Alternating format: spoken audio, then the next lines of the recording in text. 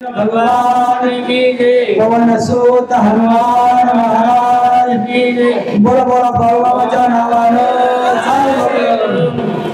ओम पुण्यामुळीची ओटी तेने शब्द विरे प्रवणाच्या पोटी अंत फिटला उठावटी सीता गुरटी वैराम चरितम रघुनाथ शतकोटी प्रविस्तरम एक एक अक्षरम पुंसा महापातक नाशनम एक बाणी एक वचनी एक पतनी मर्यादा पुरुषोत्तम भगवान श्रीरामचंद्रांचं चरित्र हे जीवाचं कल्याण करणार आहे।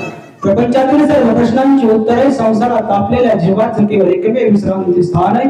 अशी ही अविक रसाळ आणि पवित्र श्रीराम कथा आपण प्रत्येक रविवारी आमचे आदरणीय हरिभक्त परायण चाळक महाराज या ठिकाणी सुपरविजन करतात। तसेच या सर्व या ठिकाणी जमलेले महाराज मंडळी ज्यांच्या पदस्पर्शानं ही भूमी पुरीत झाली आहे असे आमचे सद्गुरू संत बाळूमामा यांच्या पदस्पर्शानं पुरीत झालेल्या भूमीमध्ये सर्व साधू संतांच्या मांदियाळीमध्ये तुमच्या दर्शनाचा होत असलेला जो लाभ आहे आणि या तुमच्या दर्शनाचा लाभाचं कारण म्हणजे आमचे सन्माननीय सरपंच आदरणीय काकडे सर यांनी फोन केला की आपल्याला बाळूमामाच्या मंदिरावर भावात राहण्यासाठी जायचं आहे म्हणून या ठिकाणी त्यांच्यामुळं या ठिकाणी येण्याचा मला योग आला। कथेचा अनुसंधान असा आहे आतापर्यंत आपण ऐकलंय की प्रभू रामचंद्र या जगाचा जगदात्मा पुरुषोत्तम परमात्मा आणि जगदंबा आई साहेब जगज्जननी सीतादेवी यांचा असणारा आता पाणीग्रहण होऊ लागलाय, विवाह संपन्न होऊ लागलाय, अंतरपट घडलाय आणि आता परस्परांना कसं पाहता अंतरपट आणि माया कशी निघून जाते आहे आता आपण पुढच्या मध्ये ऐकूया। लग्न एकची झाले देखणे पण एक आत्मचा पंचभूता श्रीरामे वरली सीता। आता शांतप्रभू एकनाथ महाराज सांगू लागले की ज्यांचा नयन ज्यांनी समोरासमोर प्रभू रामचंद्र आणि सीता देवींनी जेव्हा एकमेकांना पाहिलंय त्यावेळेस त्यामध्ये जे अंतर आहे दृष्टा दृष्टी आणि दर्शन यामधली जी त्रिपुटी आहे प्रभू रामचंद्रांच्या डोळ्यामध्ये सीता देवींचं स्वरूप आणि सीता देवींच्या डोळ्यामध्ये प्रभू रामचंद्रांचं स्वरूप हे दोन वेगळे नाही त्याचं शांतप्रभू एकनाथ महाराज सांगतात जेव्हा अंतरपट धरला गेला आणि समोरासमोर सीता देवी आणि प्रभू रामचंद्र उभे केले गेले त्यावेळेस कशा प्रकारे वरलं म्हणजे एकमेकांना कशा प्रकारे असणार या मायारूपी या पटाला कसं दूर केलं हे आपण पुढे पाहूया। एक अवयव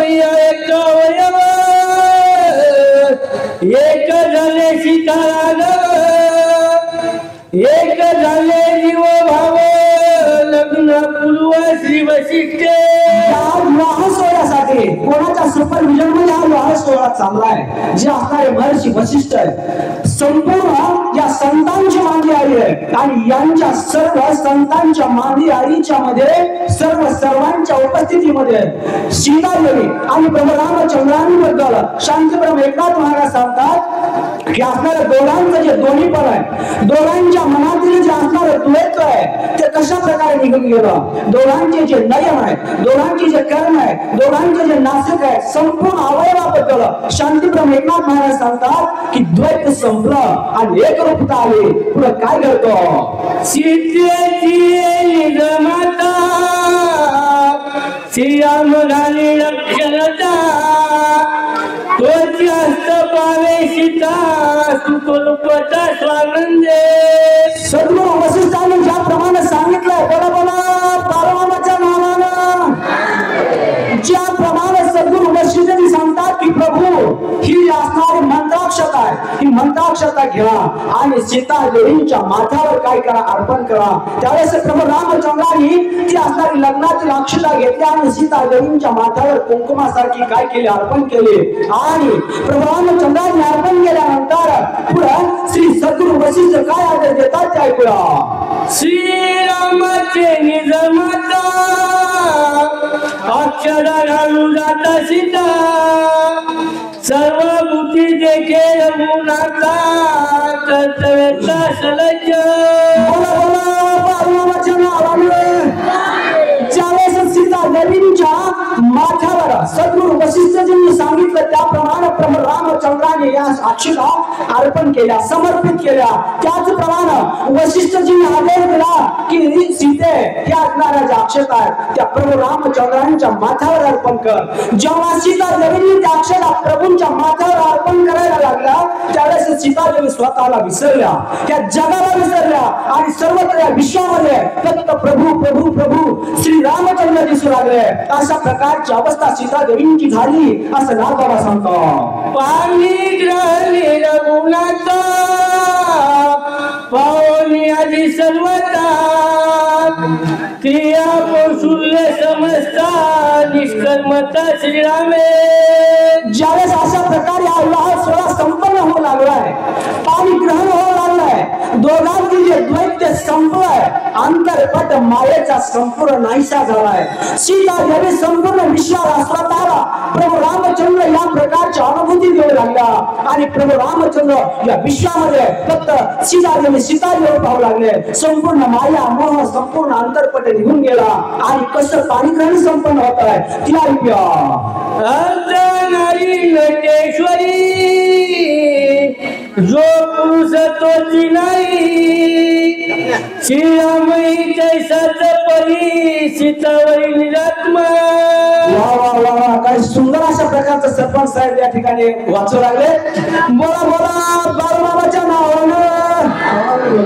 ज्यावेळेस शांतीप्रभू एकनाथ महाराज सांगतात की अर्धनारी नटेश्वर म्हणजेच साक्षात जगजननी जगदंबा पार्वती देवी आणि शिवशंभो ज्याप्रमाणे एक आहे त्याप्रमाणे ऐशान सीता देवी आणि या जगाचा जगदात्मा जगयंता प्रभू रामचंद्र हा एक आहे. त्याप्रमाणे या ठिकाणी शांतीप्रभू एकनाथ महाराज सांगतात की प्रभू रामचंद्र आणि सीता देवीचे पाणी ग्रहण होऊ लागलं. त्यांचा अंतरपट या ठिकाणी द्वैत संपला आणि शांतीप्रभू एकनाथ महाराज पुढे काय सांगतात. श्रीराम चैतन्य मूर्ती सीता तवचे चित्ती लग्न लागले कद्म प्रीती चतुर्थी चतुर्थाई. शांतीप्रभू एकनाथ महाराज सांगतात की प्रभू रामचंद्र स्वतः काही चैतन्य मूर्ती आहे जे संपूर्ण जगाला चेतना देणारा, या जगाला संपूर्ण निर्माता आहे. म्या बोलविल्या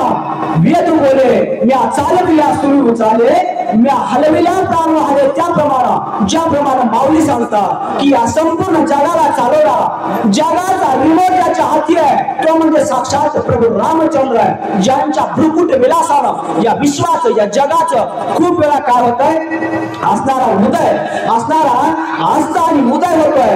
अशा प्रकारे प्रभू रामचंद्र सर्व जगाचे रिमोट ऑफ कंट्रोलवर आहे आणि प्रकृती आणि पुरुषाचं कशा प्रकारे पाणी ग्रहण होत आहे ते आणखी पुढील मध्ये पाहूया. सीतेने वैला श्री रामचंद्र उर्मिलेने वैला सौमित्र मांडवीने वैला भरतवीर शत्रुघ्न सुर स्तुती केली.